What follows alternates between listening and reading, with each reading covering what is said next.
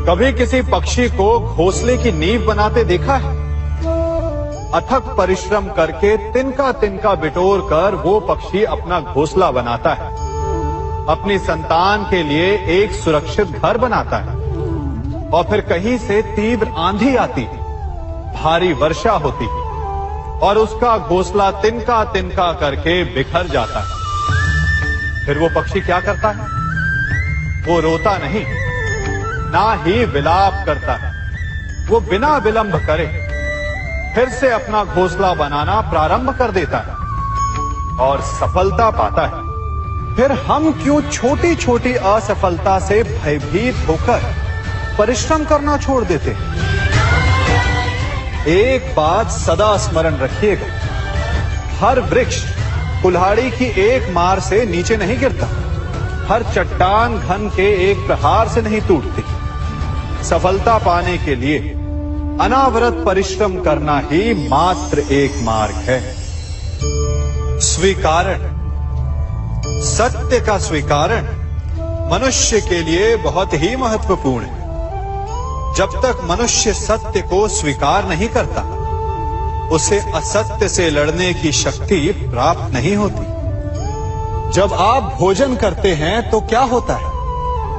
आपका पेट स्वीकारता है कि वो भर चुका है और आप भोजन करना बंद कर देते हैं। जब आपको निद्रा आती है तो क्या होता है?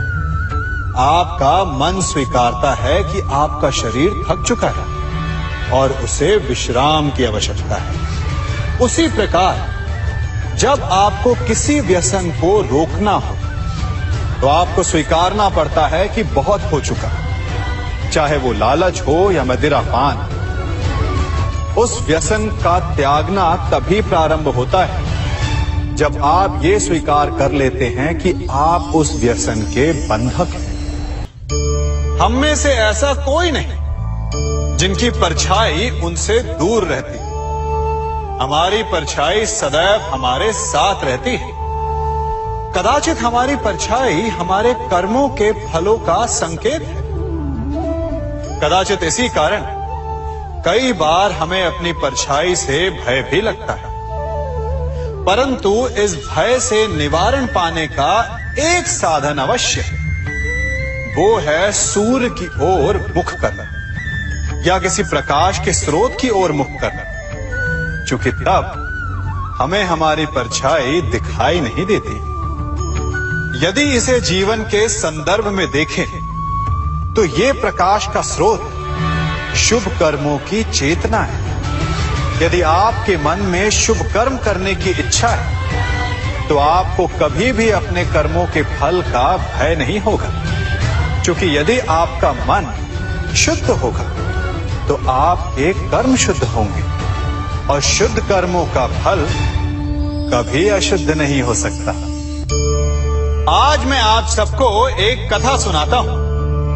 एक दिन प्रातः एक व्यापारी अपने घर से निकला। घर से निकलते ही एक बिल्ली ने उस व्यापारी का मार्ग काट दी। व्यापारी घबरा गया। वो फिर से घर लौट गया और शुभ घड़ी की प्रतीक्षा करने लगा। और जब वो पुनः अपने घर से निकला तब वो वाहन जा चुका था जिससे राजा तक पहुंचकर उसे भेंट देनी थी। राजा को भेंट नहीं मिली। राजा क्रोधित हो गए। राजा ने उस व्यापारी का व्यापार बंद करवा दिया। इस कारण व्यापारी क्रोधित होकर घर पर अपनी पत्नी से लड़ बैठा। पत्नी अपने बच्चों समेत मैके वापस चली गई और उस व्यापारी के जीवन में यदि कुछ रह गया था तो केवल अंधकार। और इन सब का कारण वो उस बिल्ली को मानता रहा जिसने उसका मार्ग काटा था। ऐसा ही एक दूसरा व्यापारी राजा को भेंट देने निकला और उस व्यापारी का मार्ग भी एक बिल्ली ने काट दिया। वो व्यापारी तनिक घबराया, परंतु उसने आगे बढ़ना अधिक उचित समझा। राजा तक वो समय पर पहुंचा। उसने राजा को भेंट दी। राजा प्रसन्न हुए और राजा ने व्यापारी को अपना व्यापार बढ़ाने की अनुमति दी, स्वर्ण आभूषण दी। जब व्यापारी घर पर पहुंचा तो पत्नी को आभूषण और अपने बच्चों को देने के लिए वस्त्र थे उसके पास। हर ओर प्रसन्नता थी।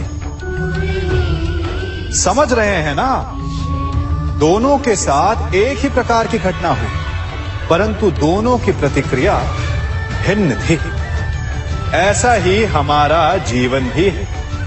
हमारे जीवन में प्रारब्ध का अपना स्थान है, परंतु उससे कई अधिक महत्वपूर्ण हमारी प्रतिक्रिया, हमारे सोच का प्रभाव है।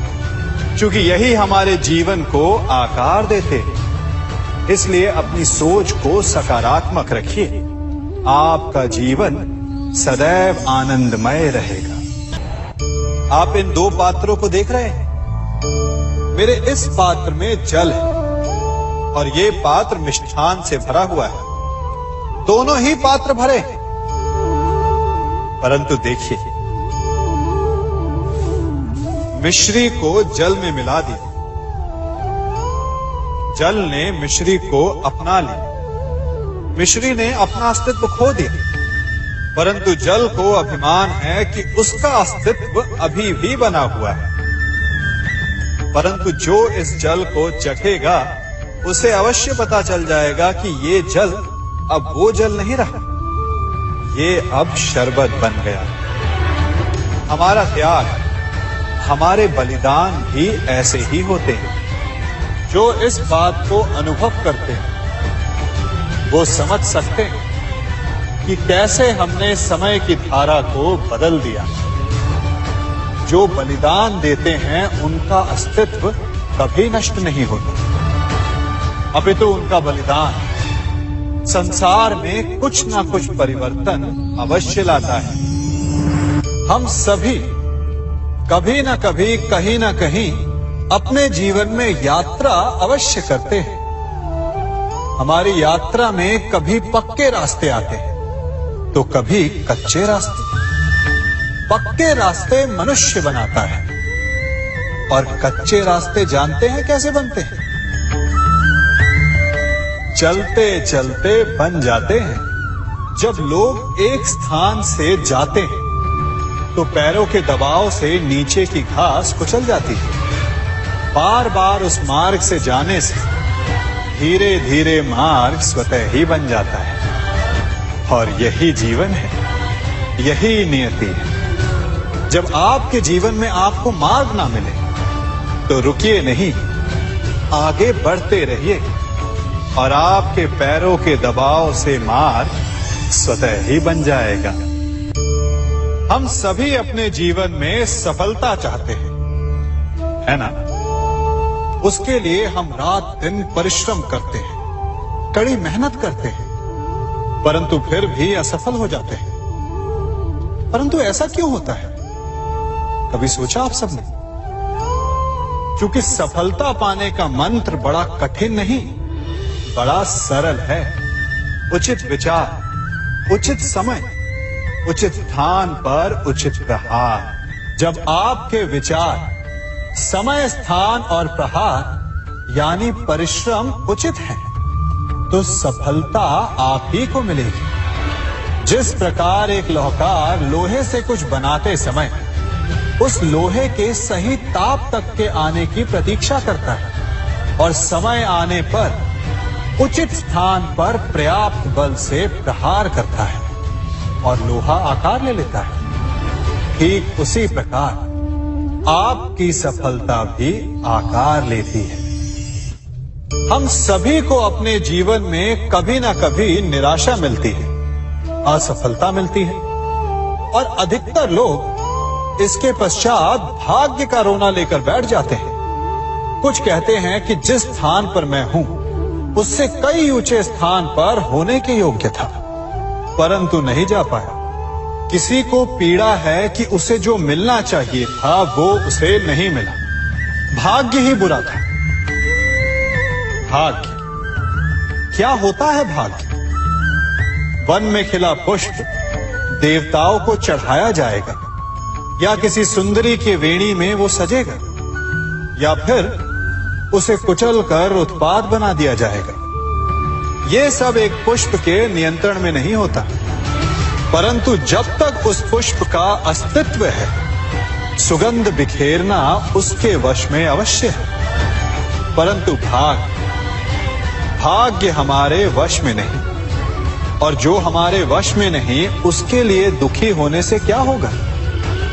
कर्म पर वश है, वो कीजिए और धीरे धीरे भाग्य आपके वश में आ जाएगा, क्योंकि कर्म ही प्रधान है।